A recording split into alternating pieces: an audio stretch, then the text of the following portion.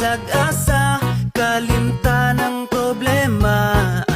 Manakatag bukid mga tuglasang og maligo sa sapa, og mga tutag dagat magpahangin o kaha mag-swimming ta. Dali na uban ta, sige naman urita, manglaag bisag asa, kauban ng pamilya.